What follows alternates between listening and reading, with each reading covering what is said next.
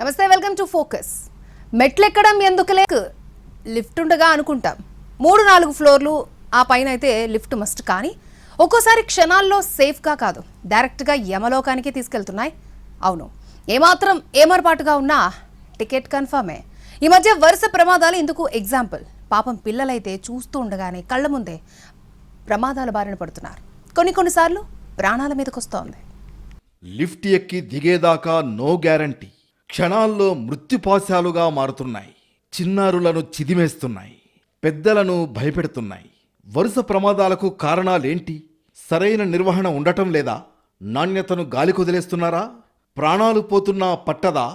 ఇప్పుడంతా అపార్ట్మెంట్ జమానా. ఎక్కడ చూసినా హైరైజ్ బిల్డింగ్లే. ఇవే కాదు, 3-4 ఫ్లోర్ల ఇండిపెండెంట్ ఇళ్లైనా లిఫ్ట్లు మస్ట్. మెట్లు ఎక్కే ఓపిక ఉండదు. ఒకవేళ ఉన్నా అంత స్టామినా ఉండదు. ఎందుకులే, ఒక్క బటన్ నొక్కితే క్షణాల్లో ఎన్ని అంతస్తులకైనా హాయిగా వెళ్ళిపోవచ్చు అనుకుంటారు. కానీ ఒక్కోసారి ఆ లిఫ్టే డేంజర్గా మారుతోంది, ప్రాణాల మీదకి వస్తోంది. ఈ మధ్య ఇలాగే ఎన్నో ప్రమాదాలు జరుగుతున్నాయి. తరచూ ఇలాంటి ఘటనలు వణికిస్తున్నాయి. ఇవి చూస్తుంటే లిఫ్ట్ ఎక్కాలంటేనే దడపుడుతోంది. కానీ బహుళ అంతస్తుల బిల్డింగుల్లో లిఫ్ట్ ఎక్కక తప్పదు. కానీ సరైన మెయింటెనెన్స్ లేకనో, నాసిరకమైనవో, తక్కువ రేటుకు వస్తుందని పెట్టేస్తున్నారో కానీ ప్రాణాలు తీసేస్తున్నాయి.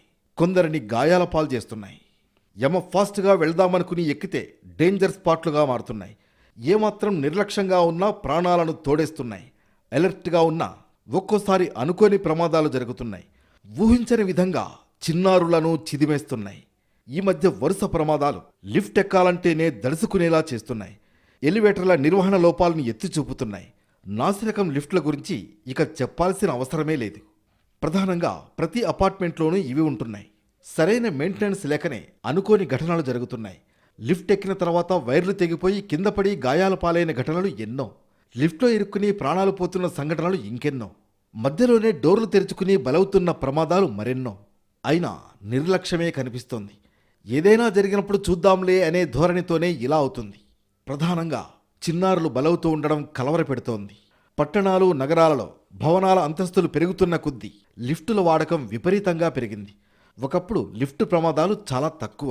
కానీ ఇప్పుడు అపార్ట్మెంట్లు, హాస్టల్స్, ఆసుపత్రులు, మాల్స్ ఎక్కడ చూసినా లిఫ్ట్ ప్రమాదాలే. నిత్యం ఎక్కడో ఒకచోట ఘటన జరుగుతూనే ఉంది. సాంకేతిక లోపాలు ఏమైనా వస్తున్నాయా, లేదా సరైన మెయింటెనెన్స్ లేకపోవడమే కారణమా అనే ప్రశ్న తలెత్తుతోంది. ముఖ్యంగా హాస్పిటల్స్లో, మాల్స్లో ఓవర్లోడ్ ఎక్కువ అవడం వల్ల గతంలో ప్రమాదాలు సంభవించాయి. అక్కడ కెపాసిటీ ఎంతో రాసి ఉంటుంది. అయినా సందుంది కదా అని అందులో దూరేస్తారు. ఓవర్లోడ్ సెన్సార్ ఉంటే డోర్ క్లోజ్ కాదు. అదే పాత లిఫ్ట్ అయితే అది వెళ్లేదాకా బటన్ నొక్కుతూనే ఉంటారు. ఇదే ప్రమాదాలకు కారణమవుతుంది. చివరికి ప్రమాదాల బారిన పడుతున్న వాళ్ళెందరో. అపార్ట్మెంట్లలో ఇవి పిల్లల ప్రాణాలను తీసేస్తున్నాయి. నిర్లక్ష్యంగా ఉండడం వల్ల అనేక ప్రమాదాలు సంభవించినట్లుగా గత అనుభవాలు చెబుతున్నాయి. ఇవన్నీ కలిసి అనేక మంది పిల్లలను లిఫ్ట్లో ఇరుక్కునేలా చేశాయి. పాపం వాళ్లకేం తెలుసు? లిఫ్ట్ అంటే ఏదో సరదా, తెలియక వాటితో ఆటలాడేస్తూ ఉంటారు. పెద్దవాళ్లు వెంట ఉంటే అలా చేయొద్దు, ప్రమాదమని హెచ్చరిస్తారు. కానీ ఎవరూ లేనప్పటి సంగతి ఏంటి? ఇలాంటి సందర్భాల్లోనే ప్రమాదాలు పిల్లల ఉసురు తీస్తున్నాయి. హైదరాబాద్లోని ఆర్సీపురం ఘటన చూస్తే 4 ఏళ్ల బాలుడు లిఫ్ట్లో ఇరుక్కుని మృతి చెందడం ఇప్పటికీ కళ్ల ముందు మెదులుతూనే ఉంది. ఆడుకుంటూ వెళ్లిన బాలుడు లిఫ్ట్ డోర్ మధ్యలో ఇరుక్కుని ప్రాణాలు కోల్పోయాడు. అప్పటికి ఆ లిఫ్ట్ పనిచేయడం లేదని ఫిర్యాదులు చేసిన అపార్ట్మెంట్ మెయింటెనెన్స్ పట్టించుకోలేదు. ఇక్కడ నిర్లక్ష్యమే ఆ చిన్నారి ప్రాణం తీసింది. నెగ్లిజెన్సీ వల్లే ప్రమాదం జరిగిందని కేసు నమోదైంది. కానీ కంప్లైంట్ వచ్చినప్పుడే స్పందించి ఉంటే ఆ పసివాడి ప్రాణం దక్కేది. ఇక నిన్న మొన్న జరిగిన గచ్చిబౌలి విషాదం గుండెలను పిండేస్తుంది. 5 ఏళ్ల చిన్నారి లిఫ్ట్లో చిక్కుకుని ప్రాణాలు కోల్పోయింది. గ్రిల్ ఫిట్టెడ్ పాతకాలం నాటి లిఫ్ట్లో ఆడుకుంటూ వెళ్లిన చిన్నారి డోర్ మధ్యలో ఇరుక్కుని చనిపోయింది. హాస్టల్స్లో పాత లిఫ్టుల భద్రతపై ఇప్పటికే తీవ్ర ఆందోళన వ్యక్తమవుతోంది. ఈ మధ్య మణికొండ డాలర్ హిల్స్లో లిఫ్ట్ తెగిపడింది. లిఫ్ట్లో ప్రయాణిస్తున్న 6గురికి తీవ్ర గాయాలయ్యాయి. గాయపడ్డ 2ని అపోలో ఆసుపత్రికి తరలించి చికిత్స అందిస్తున్నారు. వారికి కాళ్లు విరిగినట్లు తెలుస్తోంది. ఇటువంటివి తరచుగా జరుగుతున్నప్పటికీ వీటిపై పూర్తిస్థాయి విచారణ జరగట్లేదు. లిఫ్ట్ ప్రమాదాలు ఒక్క హైదరాబాద్ నగరానికి మాత్రమే పరిమితం కాలేదు. దేశవ్యాప్తంగా అనేక నగరాల్లో ఇలాంటి ఘటనలు చోటు చేసుకున్నాయి. మొన్నటికి మొన్న పుణేలో కేబుల్ తెగి లిఫ్ట్ కింద పడడంతో వ్యక్తి అక్కడికక్కడే మృతి చెందాడు. ఆ మధ్య నాసిక్ ఆసుపత్రిలో ఎలివేటర్ ప్రమాదంలో ఉద్యోగిని ప్రాణాలు కోల్పోయింది. మరో నగరంలో తల్లి ముందే చిన్నారి లిఫ్ట్లో ఇరుక్కుని మృతి చెందింది. థానేలో 3 పిల్లలు లిఫ్ట్లో చిక్కుకుని ప్రాణాలు వదిలారు. ఇలా చెప్పుకుంటూ పోతే ఎన్నో ఘటనలు. లిఫ్ట్లో ప్రధానంగా 4 భద్రతా వ్యవస్థలుంటాయి. డోర్ సెన్సార్లు, emergency brake system, overload sensor, auto rescue device. వీటిలో ఏ ఒక్కటి ఫెయిల్ అయినా ప్రమాదం సంభవించే అవకాశం ఉంటుంది. నిజానికి ఇప్పుడు జరుగుతున్న ప్రమాదాల్లో అత్యధికంగా అపార్ట్మెంట్లలో, హాస్పిటల్స్లో, మాల్స్లో సరైన మెయింటెనెన్స్ లేకపోవడం, సంవత్సరాల తరబడి సర్వీసింగ్ చేయకుండా అలాగే కొనసాగించడం, ఎప్పటివో పురాతన కాలం నాటి లిఫ్టులను ఇంకా వాడుతూ ఉండడం, సర్వీసింగ్ వచ్చిన ప్రతిసారి చీప్ స్పేర్ పార్ట్స్ వినియోగించడం, ఖర్చుని తగ్గించుకునేందుకు బిల్డర్ నాణ్యత లేని లిఫ్ట్లను అమర్చడం వంటివి అనేకం జరుగుతున్నాయి. మరోవైపు లిఫ్ట్ డోర్ సెన్సార్లు ఫెయిల్ అయినా అలాగే వాడుతూ ఉండటం, లిఫ్ట్లలో పిల్లల్ని నిర్లక్ష్యంగా వదిలేయడం, అపార్ట్మెంట్లలో లిఫ్ట్లలో ఆడుకుంటున్న పిల్లలకు నియంత్రణ లేకపోవడం అత్యంత ప్రమాదకరంగా తయారైంది. వీటితో పాటు ఓవర్లోడింగ్ అవడంతో కేబుల్స్పై ఒత్తిడి విపరీతంగా పెరిగి అవి తెగిపోవడంతో ప్రమాదాలు సంభవిస్తున్నాయి. లేటెస్ట్గా వచ్చే లిఫ్టులు అనేక ఫీచర్స్తో వస్తున్నాయి. ఆటో రెస్క్యూ డివైస్ అమర్చి ఉంటున్నాయి. సీసీ కెమెరాలు, alarm button, intercom facility, door sensor, fire safety, maintenance records, వీటన్నింటితో పాటు సేఫ్టీ సర్టిఫికెట్లు తప్పనిసరిగా ఉండాల్సి ఉంటుంది. కానీ ఈ మధ్యకాలంలో జరిగిన లిఫ్ట్ ప్రమాదాలలో అత్యధికంగా చిన్నపిల్లలే ప్రమాదాలకు గురవుతున్నారు. దానికి ప్రధాన కారణం ఆ పిల్లల తల్లిదండ్రుల నిర్లక్ష్యంతో పాటు ఆయా అపార్ట్మెంట్లలో లిఫ్ట్ వినియోగంపై తీసుకోవాల్సిన జాగ్రత్తలు ఇంకా తీసుకోకపోవడం అని అర్థమవుతుంది. పిల్లల్ని లిఫ్టుల్లో ఆడకుండా కఠినమైన నియమాలను అపార్ట్మెంట్ వాసులు తీసుకోవాల్సి ఉంటుంది. 2-3 ఏళ్లుగా లిఫ్ట్ ప్రమాదాలు పెరిగిపోయాయి. అసలు ఎందుకు ఇవి డేంజర్ స్పాట్లుగా మారుతున్నాయి? సేఫ్టీ మెకానిజం ఎందుకు పనిచేయట్లేదు? నిర్లక్ష్యం ఎవరిది? బాధ్యులు ఎవరు? సర్కారీ రూల్స్ ఏం చెప్తున్నాయి? లిఫ్ట్ వినియోగంపై ప్రభుత్వ నిబంధనలు ఇప్పటికే ఉన్నాయి. ప్రతి లిఫ్ట్కు లైసెన్స్ తప్పనిసరిగా ఉండాలి. ప్రతి సంవత్సరం సేఫ్టీ తనిఖీలు చేయించాలి. కానీ అనేక చోట్ల నిబంధనలు కేవలం కాగితాలకు మాత్రమే పరిమితమవుతున్నాయి. మెయింటెనెన్స్ విషయంలో తీవ్ర అలసత్వం, నిర్లక్ష్యం కొనసాగుతోంది. పిల్లల లిఫ్ట్ వినియోగంపై పర్యవేక్షణ లేకపోవడం, నిర్లక్ష్యం తీవ్రంగా కనిపిస్తోంది. వీటన్నింటి వల్ల ప్రమాదాలు మరింత పెరుగుతున్నాయి. లిఫ్ట్ అనేది కేవలం సౌకర్యం మాత్రమే, ఆట వస్తువు అస్సలు కాదు. అందుకే లిఫ్ట్ ఉన్న ప్రతి అపార్ట్మెంట్, ప్రతి హాస్టల్, ప్రతి ఆసుపత్రి, ప్రతి మాల్లో లిఫ్ట్ భద్రతపై ఓ కన్నేసి ఉంచాల్సిన అవసరం వచ్చింది. జాగ్రత్త వహించకపోతే ప్రాణాలకే రిస్క్. ఏవైనా ప్రమాదాలు జరిగినప్పుడే భద్రతా ప్రమాణాలు చర్చనీయాంశమవుతున్నాయి. ఆ తర్వాత అందరూ ఆ విషయాన్ని మర్చిపోతున్నారు. భవనాలు కూలినప్పుడే అక్రమ నిర్మాణాలు, అగ్ని ప్రమాదాలు జరిగినప్పుడే సేఫ్టీ నిబంధనలు గుర్తుకొస్తాయి. అలాగే లిఫ్టుల్లో ప్రమాదాలు జరిగినప్పుడే వాటి నిర్వహణ గుర్తుకొస్తుంది. రోజుల వ్యవధిలో పలువురు బలవ్వడంతో లిఫ్టులు, వాటి నిర్వహణ, తీసుకోవాల్సిన భద్రతా చర్యలు వంటివి చర్చనీయాంశంగా మారాయి. నిజానికి లిఫ్టులు, వాటి నిర్వహణకు సంబంధించి ఏ ప్రభుత్వ విభాగం కూడా పట్టించుకోవడం లేదు. జీహెచ్ఎంసీలో భవనాల నిర్మాణాలకు నిబంధనలు ఉన్నప్పటికీ లిఫ్టుల ఏర్పాటుకు సంబంధించి నిబంధనలు లేవనేది అధికారుల మాట. లిఫ్టుల స్టెబిలిటీ, నిర్వహణలపై కూడా నిబంధనలు లేవు. ట్రాన్స్ఫార్మర్ల ఏర్పాటుకు ఎలక్ట్రికల్ ఇన్స్పెక్టర్ సర్టిఫికెట్ ఇచ్చినట్లుగానే లిఫ్టుల ఏర్పాటుకు సంబంధించి లిఫ్ట్ ఇన్స్పెక్టర్ సర్టిఫికెట్ ఉండాలనేది ప్రతిపాదనలకే పరిమితమైంది. భవనం ఎత్తును బట్టి లిఫ్ట్లు ఉండాలనే నిబంధన ఉన్నప్పటికీ లిఫ్టుల స్టెబిలిటీ, నిర్వహణలకు సంబంధించి ఎలాంటి రూల్స్ లేవు. ఏటా వేల సంఖ్యలో భవనాల నిర్మాణం జరుగుతున్న జీహెచ్ఎంసీలో లిఫ్ట్ ఇన్స్పెక్టర్ లేకపోవడం విచారకరం. లిఫ్ట్ వాడాలంటే దానికి సంబంధించిన నియమ నిబంధనలేంటో చూద్దాం. బిల్డింగ్ 13 మీటర్ల కన్నా ఎక్కువ ఎత్తు ఉండాలి. ఇళ్లల్లో వాడే లిఫ్ట్ అయితే దాని సామర్థ్యం 204 కేజీలుంటుంది. అలానే 272 కేజీల కెపాసిటీ కన్నా ఎక్కువగా ఉండకూడదు. లిఫ్ట్ వేగం సెకనుకు 0.2 మీటర్ల కంటే ఎక్కువగా ఉండకూడదు. ఏదైనా బిల్డింగ్, కాంప్లెక్స్, ప్రాజెక్టులో లిఫ్ట్ ఇన్స్టాల్ చేయాలనుకుంటే ఆ యజమాని ప్రభుత్వం నుంచి 2 రకాల అనుమతులు తీసుకోవాలి. ఒకటి ఇన్స్టాలేషన్ కోసం, మరొకటి వాడకం కోసం. రెసిడెన్షియల్ ఎలివేటర్ను ఇన్స్టాల్ చేయడానికి కనీసం 20 నుంచి 25 చదరపడుగుల ప్రాంతం ఉండాలి. దీంతో పాటు 8 చదరపడుగుల పిట్ ఏరియా కూడా తప్పనిసరిగా ఉండాలి. అపార్ట్మెంట్లలో కానీ మరెక్కడైనా ఫైర్ అలారం మోగిన సమయంలో లిఫ్ట్ను ఉపయోగించకూడదు. కెపాసిటీ కంటే ఎక్కువ బరువును ఉంచడం వల్ల లిఫ్ట్ సిస్టంపై చాలా ఒత్తిడి ఉంటుంది. దీనివలన అది పనిచేయకపోవడం వంటి సమస్యలు తలెత్తవచ్చు. విద్యుత్ సరఫరాలో వోల్టేజ్ హెచ్చు తగ్గులు లిఫ్ట్ విద్యుత్ వ్యవస్థను ప్రభావితం చేస్తాయి. దాని పనితీరుకు ఆటంకం కలిగిస్తాయి. కొన్ని అపార్ట్మెంట్లలో చాలా పాత లిఫ్ట్లున్నాయి. అవి సాంకేతికంగా అప్గ్రేడ్ కావు. తరచుగా ఏదో ఒక విధంగా సమస్య ఏర్పడుతూ ఉంటుంది. కాలక్రమేణా వాటి భాగాలు అరిగిపోతాయి. అలాగే కొనసాగించినట్లయితే ప్రమాదం జరిగే అవకాశం ఉంటుంది. చాలా ఎలివేటర్లలో ఉపయోగించే కంప్యూటర్ సాఫ్ట్వేర్ బగ్లు లేదా ఎర్రర్లను కలిగి ఉండవచ్చు. ఇది ఎలివేటర్ ఆపరేషన్కు అంతరాయం కలిగిస్తాయి. లిఫ్ట్ను తెలివిగా ఉపయోగించకపోతే అది సరిగ్గా పనిచేయకపోవచ్చు. బలవంతంగా డోర్ తెరవడం లేదా మూసివేయడం వంటివి ఆపరేటింగ్ సిస్టమ్కు హాని కలిగించవచ్చు. లిఫ్ట్లో అమర్చిన ఎమర్జెన్సీ బ్రేక్ సిస్టంలో ఏదైనా లోపం ఉంటే లిఫ్ట్ అకస్మాత్తుగా ఆగిపోతుంది లేదా పడిపోతుంది. దీంతో అందులో ఉండేవారికి ప్రమాదం సంభవిస్తుంది. మొత్తంగా లిఫ్ట్ మెయింటెనెన్స్ సరిగ్గా లేకపోతే ప్రమాదాలు తప్పవు. ఈ మధ్య గ్రిల్స్తో ఉన్న లిఫ్ట్లలోనే ప్రమాదాలు ఎక్కువ జరుగుతున్నాయి. చిన్నపిల్లలు అందులో ఇరుక్కుని ప్రాణాలు పోయిన ఘటనలు ఎన్నో ఉన్నాయి. స్వచ్ఛందంగా ఆయా అపార్ట్మెంట్ వాసులు లిఫ్టుల వినియోగంపై కొన్ని రూల్స్ ఫ్రేమ్ చేసుకుంటే ఇలాంటి వాటిని ఆపొచ్చు. చిన్నపిల్లల విషయంలో మరింత జాగ్రత్త వహించాల్సిన ఆవశ్యకత ఏర్పడింది. గ్రిల్స్ లిఫ్ట్ వాడకంపై వాటి ప్రమాదాలను కట్టడి చేసేందుకు కొన్ని అపార్ట్మెంట్లు చర్యలు తీసుకుంటాయి. నగరాల్లో పెద్ద పెద్ద భవన నిర్మాణాలతో పాటే లిఫ్ట్ వినియోగం పెరుగుతుంది. అంతస్తులు పెరుగుతున్న కొద్దీ ఇండివిజువల్ హౌసుల్లోనూ వినియోగిస్తున్నారు. అసలు లిఫ్ట్ ఎంపిక ఏ విధంగా చేసుకోవాలి? లిఫ్ట్ వాడకంలో ఎలాంటి జాగ్రత్తలు తీసుకోవాలి? లిఫ్ట్ నాణ్యతను ఎలా తెలుసుకోవాలి? ప్రమాదవశాత్తు లిఫ్ట్లో ఇరుక్కుపోతే ఏం చేయాలి? లిఫ్ట్ లోపల ఏ ఆప్షన్స్ ఉంటాయి? వాటిని ఎలా వినియోగించాలి? ఈ మధ్య కాలంలో లిఫ్ట్లో చిక్కుకొని చిన్నపిల్లలు ప్రమాదానికి గురైన సంఘటనలు చాలా చోటు చేసుకున్నాయి. హైదరాబాద్లో ముఖ్యంగా ఎక్కడ పడితే అక్కడ లిఫ్ట్లలో ప్రమాదానికి గురయ్యి మొత్తం చితికిపోయిన పిల్లల తలలు కూడా మనం రీసెంట్గా కూడా గచ్చిబౌలిలో చూసాము. సో ఇట్లాంటివి జరగడానికి రీజన్ ఏంటి? అసలు లిఫ్ట్లు ఎందుకు సేఫ్టీ మెజర్స్ పాటించట్లేదు?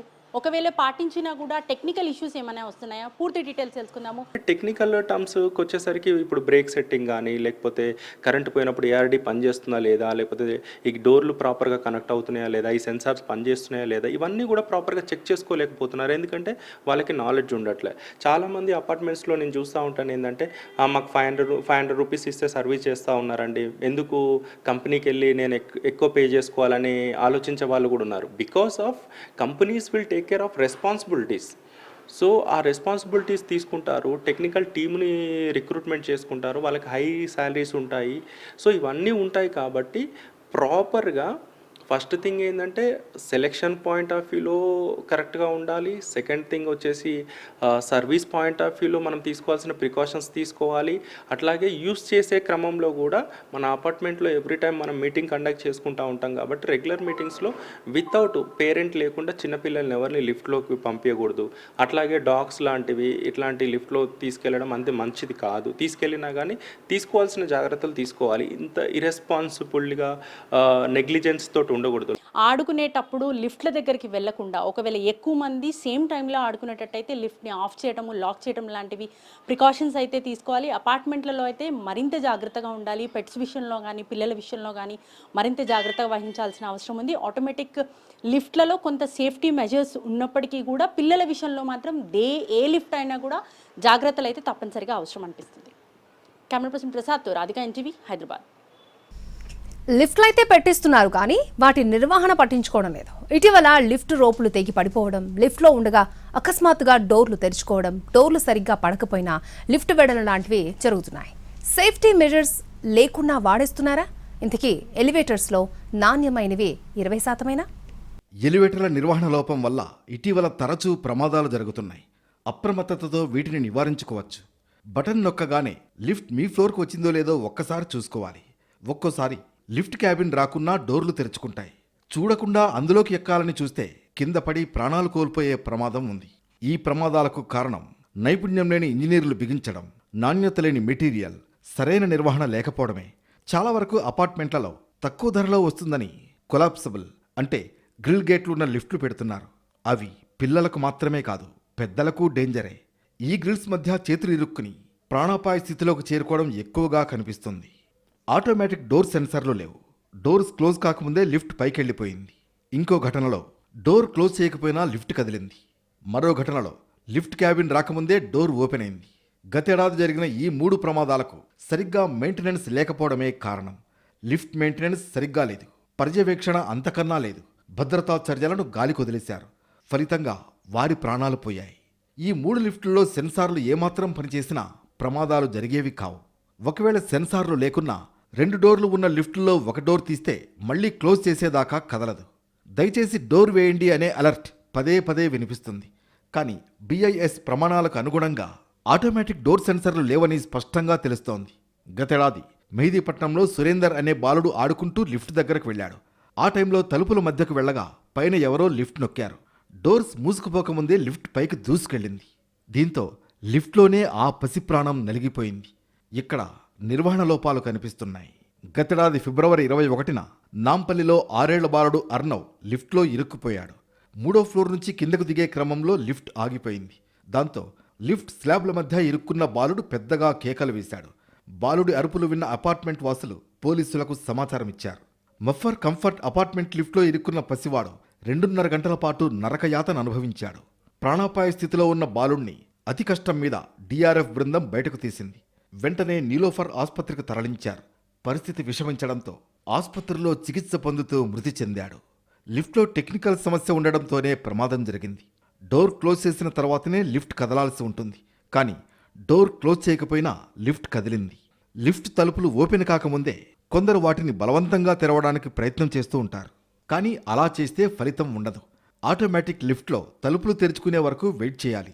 కానీ గతేడాది సిరిసిల్లలో లిఫ్ట్ రాకముందే డోర్ ఓపెన్ అయింది. లిఫ్ట్ వచ్చిందని కాలు పెట్టిన 17వ పోలీస్ బెటాలియన్కు చెందిన కమాండెంట్ గంగారం కింద పడిపోయాడు.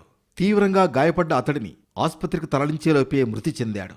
ఇక్కడ లిఫ్ట్ రాకముందే డోర్ తెరుచుకుంది అంటే టెక్నికల్ ప్రాబ్లం ఉందని స్పష్టంగా తెలుస్తుంది. అదే ఏడాది వరంగల్లోని గ్రాండ్ గాయత్రి హోటల్లో ఓ వ్యక్తి లిఫ్ట్లో ఇరుక్కుపోయాడు.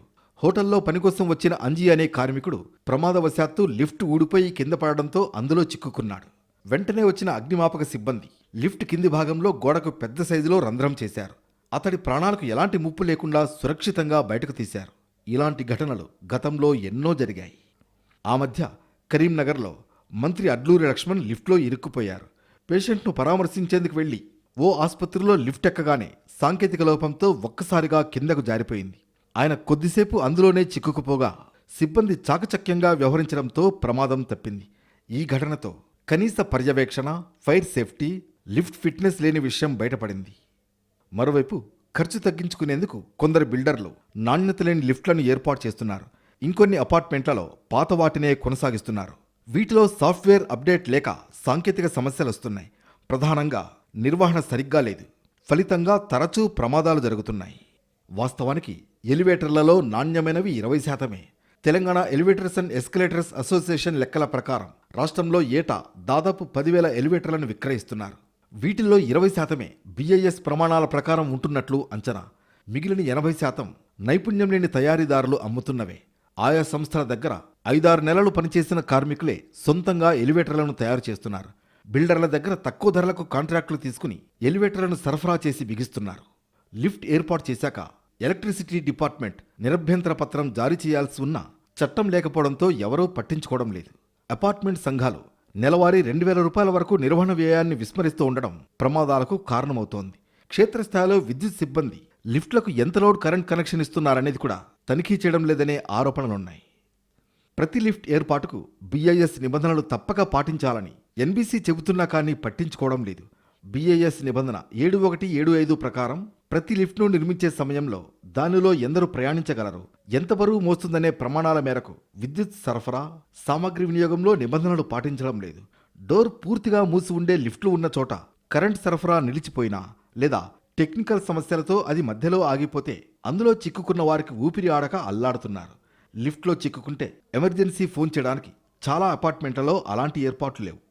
సాధారణంగా 20 ఏళ్లకు మించిన ఎలివేటర్ల స్థానంలో అవసరమైతే మళ్లీ కొత్తవి ఏర్పాటు చేసుకోవాలి. పాత వాటిల్లో అధునాతన భద్రతా ప్రమాణాలు లేకున్నా అలాగే కొనసాగిస్తున్నారు. సాంకేతిక నిపుణులతో తరచూ ఎలివేటర్లలో సెక్యూరిటీ ఆడిట్లు నిర్వహించాలి. ఎలివేటర్ల మెయింటెనెన్స్పై ప్రముఖ కంపెనీలతో ఒప్పందాలు చేసుకోవాలి.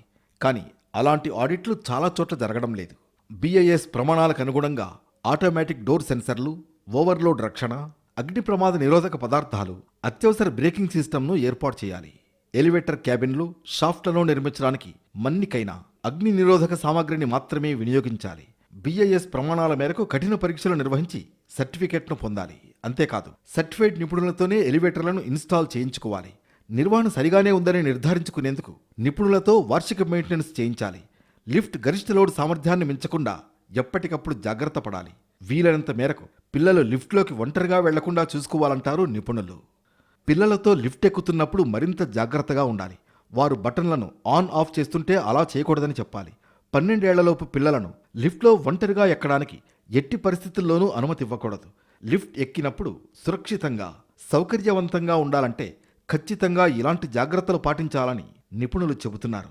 ముఖ్యంగా లిఫ్ట్లు రన్ చేస్తున్న యజమానులు వాటి పర్యవేక్షణను తరచూ చెక్ చేస్తూ ఉండాలి. ఏమైనా సమస్యలు ఉన్నాయా లేదా అనేది చూడాలి. ఏమైనా సమస్యలు ఉంటే టెక్నీషియన్తో వాటిని వెంటనే క్లియర్ అయ్యేలా చూడాలి. ఇలా చేస్తే ప్రమాదాలను నివారించవచ్చు.